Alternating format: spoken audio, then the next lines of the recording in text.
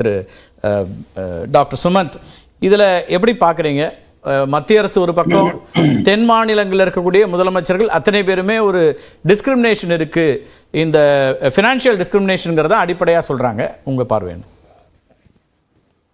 நிச்சயமா தென் மாநிலங்களுடைய கோரிக்கை, அவர்கள் முன்வைக்கும் பிரச்சனை ஒரு நியாயமான ஒரு பிரச்சனை. அதுல எந்த விதமான ஒரு மாற்று கருத்தும் இல்லை.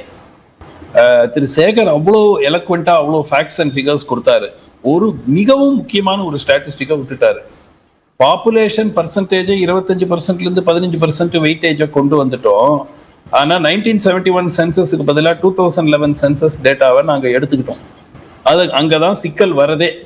2011 சென்சஸ் டேட்டா 40 ஆண்டு காலத்திற்கு பிறகு எடுக்கப்பட்ட அந்த டேட்டால உத்தரப்பிரதேஷ் பாப்புலேஷன், பீகார் பாப்புலேஷன் இதெல்லாம் எங்கேயோ போயிருச்சு. இப்போ ரொம்ப சிம்பிள். மத்திய அரசினுடைய ரெவென்யூ ரெசீட்ஸ்ல கிட்டத்தட்ட 15.9% தென் மாநிலங்களுக்கு வருது. உத்தரப்பிரதேஷ், பீகார் மட்டும் 28% போகுது.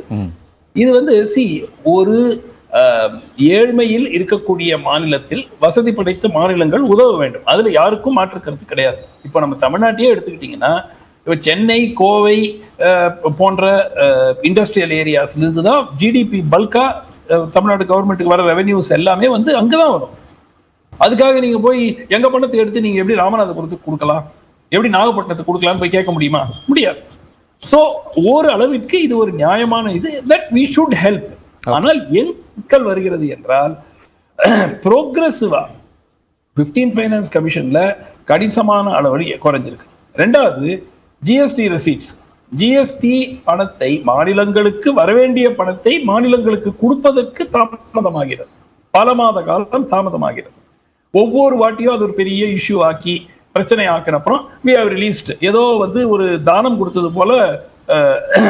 அதாவது தமிழ்நாட்டுல சமீபத்துல இப்ப கேட்கறாங்களா, அப்பா வீட்டு காசா, அப்பா வீட்டு காசா, அந்த மாதிரி அப்பா வீட்டு காசா அப்படிங்கிற மாதிரி ரிலீஸ் பண்ணி வருது. மெயின் ப்ராப்ளம் என்ன அப்படின்னு பாத்தீங்கன்னா, மூன்றாவது பிரச்சனை, மாநிலங்களுக்கு கடன் வாங்கும் உரிமை கட்டுப்படுத்தப்படுகிறது. மாநிலங்களுக்கு இஷ்டத்துக்கு கடன் வாங்க முடியாது. மத்திய அரசு என்ன பண்ணுறீங்களா, ஆஃப் புக் பாரோயிங்ஸ்னு ஒண்ணு வச்சிருக்காங்க. இது எப்படி பட்ஜெட்ல வராத பாரோயிங், அது எந்த கணக்குல வருதுன்னு யாராலையும் சொல்ல முடியாது. இன்ஃபேக்ட் பட்ஜெட் ரிப்போர்ட்லயே ஒரு வாட்டி இந்த ஆஃப் புக் பாரோயிங்னு போட்டு, சோ பட்ஜெட் இருக்கக்கூடிய அந்த வரவு செலவு திட்டத்தில் வராத கடன், சோ இது மத்திய அரசு எடுத்துக்கும். ஆனா மாநில அரசுகள் அதெல்லாம் பாரம் பண்ணக்கூடாது. ஸ்ட்ரிக்டா மத்திய அரசு சொல்ற பிஸ்கல் நார்ம்ஸ்ல தான் மாநில அரசுகள் செயல்பட வேண்டும். இதை தாண்டி சமீபத்துல கர்நாடகால 17,000 கோடி கேட்டிருக்கிறாங்க வறட்சி நிவாரணம். தமிழ்நாடு அரசு ஏற்கனவே கோரி இருக்கிறது வெள்ள நிவாரணம். ஆமா, வெள்ள நிவாரணத்துக்கு.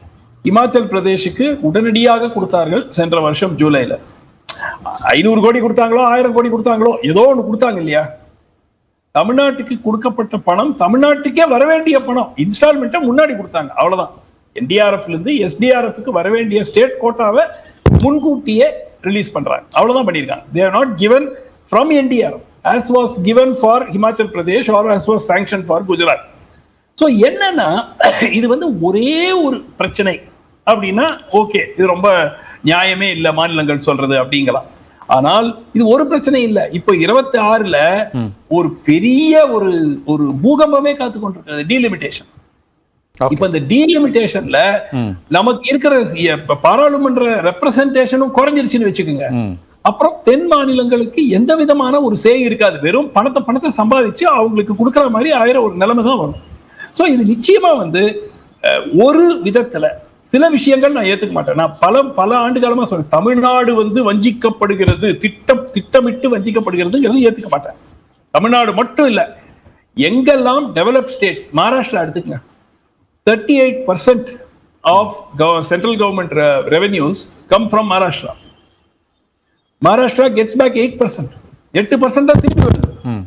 Of course, அது சில ஆர்குமெண்ட் என்ன இருக்கும், கார்பரேட் கம்பெனிஸ் எல்லாம் பாம்பேல இருக்காங்க, அவங்க அகில இந்திய அளவுல செயல்படுறாங்க, அதனால 38% பாம்பேல தான் சம்பாதிக்க பணம் இல்லை, எல்லாம் ஓகே, நான் எல்லாத்தையும் ஏத்துக்கிறேன். ஆனால் இந்த மாதிரி ஒரு சிச்சுவேஷன் வரும்போது நிச்சயமாக வளர்ச்சி பெற்ற நீங்க என்ன மெசேஜ் கொடுக்குறீங்க? பாப்புலேஷனை நல்லா கண்ட்ரோல் பண்ணி பர் கேபிட்டா இன்கம் நீங்க வளர்த்து உங்களுடைய சோசியோ எக்கனாமிக் இண்டிசஸை இம்ப்ரூவ் பண்ணீங்கன்னா உங்களுக்கு தேர்ந்து இருக்கிற பணத்தெல்லாம் நாங்க பிடிக்கிறோம். அப்படிங்கிற மெசேஜ் தான் கன்வே ஆகுதா? அததான் அவர் திரு சேகர் மறுக்கிறாரு. அப்படி ஒரு ஆர்குமெண்டே அவரு இப்ப ஏற்கனவே இருந்ததுல இருந்து மாத்தி இருக்கிறோம். இந்த பாப்புலேஷன் அடிப்படையில வெயிட்டேஜ்க்கு பாப்புலேஷன் கொடுக்கிற வெயிட்டேஜே குறைச்சு நோ ப்ராப்ளம். 15% தானே 71 பாப்புலேஷன் பண்ணுங்க, நோ ப்ராப்ளம். எல்லா ஸ்டேட்டுக்கும் ஜாஸ்தியா தான் வரும். சவுத் ஸ்டேட்ஸ்க்கு நீங்க ஏன் 2011க்கு போறீங்க? 2021 சென்சஸ் ஏன் பண்ணல? ஏன் ஆரம்பிக்க கூட இல்ல? ரைட். சோ இதெல்லாம் வந்து நியாயமான பொலிட்டிக்கலி இப்ப நீங்க இந்த குற்றச்சாட்டுகள் ஒரு பக்கம் இருக்கு, உங்க பார்வை இருக்கு. பொலிட்டிக்கலா ஏன் பிஜேபி வந்து தென் மாநிலங்கள் வேணான்னு நினைப்பாங்க? அங்கேயும் வாக்குகள் பெறணும் அல்லது அங்கேயும் அவங்க வந்து செல்வாக்கு பெறணும் தானே முயற்சிப்பாங்க. அப்படி ஒரு ஒரு முடிவை எடுப்பாங்களா? அரசியல் ரீதியாக கூட கேட்கிறேன். இல்ல அரசியல் ரீதியாக அவர்களுக்கு இப்போ பிஜேபி இப்போ திருப்பி 330 340 வரப்போகுதுங்கிறாங்க. அனைத்து கருத்து கணிப்புகளும் தென் மாநிலங்கள்ல ஹையஸ்ட் நம்பர் பிஜேபிக்கு கொடுக்கிறது 30 சீட். அது கர்நாடகால 24 23 சீட், மற்றதெல்லாம் சேர்ந்து ஒரு 5-6 சீட். ஆட்சி 129. அப்ப ஆட்சிக்கு திரும்பி வந்தார்கள் என்றால் அவர்கள் தமிழ்நாட்டினாலேயோ கேரளாவாலேயோ கர்நாடகாவாலேயோ தெலுங்கானாவாலேயோ வரப்போவது இல்லை. அவர்களுக்கு தேவை அந்த ஹிந்தி பெல்ட்ல இருக்கக்கூடிய 8 ஸ்டேட் 6 ஸ்டேட். ஓகே, மற்றவை வந்து என்ன வருதோ அது போனஸ், அவ்வளவுதான். சோ அதனால வந்து அவர்கள் அதுக்காக வந்து அரசியல் ரீதியாக தமிழ்நாட்டை புறக்கணிக்கிறார் இல்ல. பிரதமர் வந்துட்டு போறாரு, இன்னும் அடுத்த வாரம் 10 நாள் கழிச்சு திருப்பி வர போறாரு. சோ எல்லாமே முயற்சி செய்கிறார்கள். பட் அவர்களுடைய priority is for improvement of the Hindi belt. Okay okay, தொடர்ந்து பேசலாம். முதல் கட்ட கருத்தை எடுத்துக்கிறேன். ரெண்டு விஷயம் இருக்கு. திரு சுமந்த் அவர்கள் பேசினதுலேருந்து எடுத்துட்டா கூட வாக்குகளாக அவங்க வந்து அந்த வட மாநிலங்கள் போதும் அப்படிங்கிற ஒரு இடம், அல்லது அதுக்கு அதிக முக்கியத்துவம் அப்படிங்கிற ஒரு பார்வை. இன்னொன்று, பொருளாதார நெருக்கடியை ஏற்படுத்துறாங்கன்னு ஏற்கனவே கேரள அரசாங்கம் ஒரு குற்றச்சாட்டை முன் வச்சாங்க. மாநில அரசுகளை வந்து பொருளாதார நெருக்கடிக்கு உள்ளாக்கக்கூடிய ஒரு ஸ்ட்ராட்டஜியை மத்திய அரசு எடுக்குது அப்படின்னா அது ஒரு பெரிய குற்றச்சாட்டு. இன்னைக்கு அதனுடைய தொடர்ச்சியாகத்தான் ஒவ்வொரு மாநிலமும் போய் போராடி எங்களுக்கான உரிமை அப்படிங்கிறாங்க. மாநிலத்துக்கான உரிமையை பெற வேண்டிய இடத்துக்கு தான் தள்ளப்படுறோன்றாங்க. நீங்க என்ன பார்க்குறீங்க ராமசாமி? பாரத மண்ணிற்கும் தமிழ் மக்களுக்கும் முதற்கண் வணக்கம். நான் வந்து இந்த அரசியல் கேள்விகளுக்கு போகிறதுக்கு முன்னாடி நீங்கள் உங்களோட ரெண்டாவது கேள்வி அந்த நம்பர்ஸ் பார்ட்டுக்கு முதல்ல வந்துடலாம் அப்படின்னு. மிக வருத்தத்தக்கமான விஷயம் என்ன அப்படின்னா, பாரதியார் பிறந்த இந்த மண்ணில் வந்து நம்ம நாடை ஒன்றா பார்க்கணும், மக்கள் எல்லாரையும் ஒன்றா பார்க்கணும் அப்படின்னு நினச்சவரோட மண்ணில் நம்ம இருந்துக்கிட்டு நம்ம வந்து இன்னைக்கு ஒவ்வொரு மனிதனையும் வெவ்வேறு ஆளாகவும் வெவ்வேறு மாநிலத்தை சார்ந்தவனாகவும் வேறு வேறு மொழி பேசுகிறவனாகவும் அவன் நம்மளோட சகோதரியாகவும் நம்ம பார்க்காம இருக்கிறது மிக வருத்தத்தக்க விஷயம். இதுல நம்ம வந்து ஃபைனான்ஸ் கமிஷன் அப்படின்றது இல்ல, நான் முடிச்சிடுறேன். அது என்னோட ஸ்டேட்மெண்ட், நான் அதை சப்போர்ட் பண்றேன். அதுக்கப்புறம் நீங்க வாங்க. மோடி அவர்களுக்கு இந்த அறிவுரை பொருந்துமா? நீங்க தொடருங்க Ramasamy. Okay, so I will speak uninterrupted. நான் யாரையும் பொலிட்டிக்கல் இதுதான் பாராளுமன்றத்தில் அவங்க இன்டரப்ட் பண்றாங்கன்னா அவங்க பண்ணட்டும். இங்க அது டெமோக்ராட்டிக் ஸ்பேஸா இருக்கட்டும். ஸோ இல்லை, அது ஒரு சின்ன இதுதான். நீங்க தொடர்ச்சியா நீங்களே பேசுங்க. அது மாநில உரிமைங்கிறத நம்ம அப்படி பொருத்தி பார்க்கணுமா? இல்ல, நான் ஏன் அப்படி பார்க்கணும்ன்றது நான் என்னோட அசஸ்மெண்ட்டுக்கு சொல்றேன். சொல்லுங்க. நம்ம நாட்டில் இருக்க ஒவ்வொரு மனிதனுக்கும் போய் சேர வேண்டியது அந்த அத்தியாவசிய தேவைகள். அப்படின்ற போது அந்த ஃபைனான்ஸ் கமிஷனோடது மாநிலத்துக்கு அப்படின்னு இல்லை.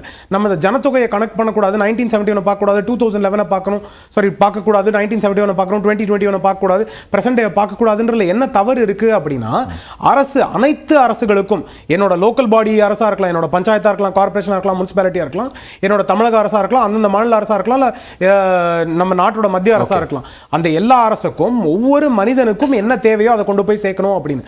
அப்போ அந்த ஒவ்வொரு மனிதனுக்கும் அவங்களோட டாக்ஸ்ல இருந்து அவங்களோட ஏர்னிங்ஸ்ல இருந்து இல்ல கவர்மெண்டோட ஸ்பெண்டிங்ல இருந்து என்ன போய் சேருது அப்படின்றது தான் கணக்கு. அப்போ அந்த கணக்கை நம்ம வந்து மாநிலத்துக்கு இவ்வளவு வருவாய், மத்திய அரசுக்கு இவ்வளவு வருவாய், அதனால இந்த மாநிலத்துக்கோ இல்ல மத்திய அரசுக்கோ இவ்வளவு கொடுக்கிறோம் அப்படின்றது கணக்கு கிடையாது. என்னோட நாட்டில் 1.4 பில்லியன் பீப்புள் இருக்காங்கன்னா அந்த 1.4 பில்லியன் பீப்புளுக்கும் நான் கொண்டு போய் சேர்க்கணும் அப்படின்றது தான் ரிக்வயர்மெண்ட். அதுதான் பேசிஸ் ஆஃப் கால்குலேஷன்.